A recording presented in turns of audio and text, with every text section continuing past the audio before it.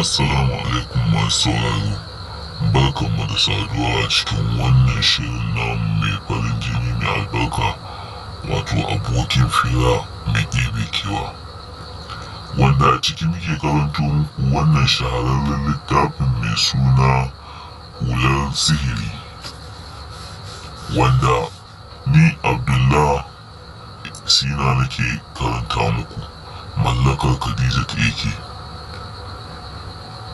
wanda zan karanta muku a lokacin da jarumi da jaru ya kara ji ya faɗa a cikin dajin mai suna Sukol, ya bi da mayakansa su 370 suka shiga cikin dajin, suna ratsa dajin, suna ratsa bishiyu da gaggagaggan duwatsu da suke cikin wannan dajin, sai da suka iske tafiyar sa'a uku ba su iski wani hadari ko wani ibtila'i a gabansu ba. Haka dai suka yi ta tafiya har yammaci ya musu, suka yada zango a gefen wani tsauni, sun kwanta suna hutawa, sarki Rijali yana gefe da shi da dakarunsa, manya-manyan dakarunsa masu goya masa baya. A nan ne kuma aka samu wani ɗan akasi da wani saɓani da suka ga wata kibiya ta duro a gaban jarumi Rijalu da wuta a jikinta. Ashe manya-manyan barayi da mugayen da suke cikin wannan dajin ne suka harbo wannan, domin idan da mutane a wajen da ta dira za su ga mutane suna kakkaucewa, a nan za su samu su san cewa iya adadin mutanen da suke cikin wannan daji. To ana haka sarki ya jiyo labarin cewa jarumi Rijali ya danno kai cikin wannan jeji. Jin haka ke da wuya ya bushe da wata dariya, wata mahaukaciyar dariya, ha.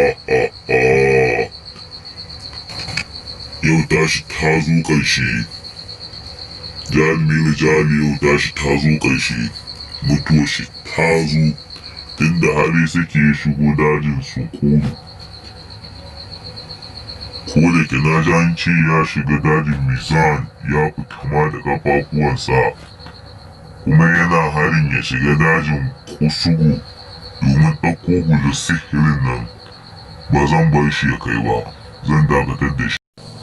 To shi dai dajin Kusugu ba kowane daji ba ne, sai dajin da hular sihirin nan take a cikin wata babbar rijiya da wani babban boka ya adana ta. Ya gina rijiyar da gaggagaggan aljanu da sihire-sihirensa, wadda cikin rijiyar a saman hular ma akwai aljanu 420 da suke gadin wannan hula. Ita kuma wannan hula kafin ka cin mata tana cikin wasu rijiyoyi, a cikin rijiyoyi guda 7 na cikin wannan rijiya. A ciki take, kuma a kowace rijiya akwai abu mai haɗari, sai dai sanin inda wannan ainihin rijiyar da hular take ciki ne ba wanda ya yi, ballantana a samu a ciro ta. Domin ita wannan rijiya an gina ta ne da ruhin aljanu guda 770 da ɗoriya. Wannan boka ya sadaukar da ruhinsu ne domin gina wannan rijiya, domin adana hular kakansu Saifur Rijal da ya bar masa, ya bar wa mahaifinsa, shi ma kuma mahaifinsa ya bar masa. Ita dai wannan hula, ita a doron duniya idan ka saka ta ba inda ba za ka shiga ba, amma kuma ita sai dai idan ka saka ta ko ina za ka shiga, ba aljanu ba, ba mutane ba, kowane ne, ba wani mahaluki a duniya da ya isa ya ganka ko ya ga motsinka ko ya ga wucewarka, sai dai duk abin da ka ga dama ka yi.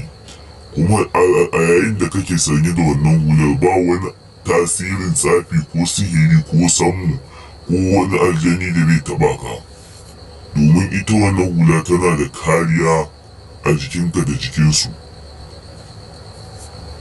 To masu sauraro ku biyo mu a shiri na gaba.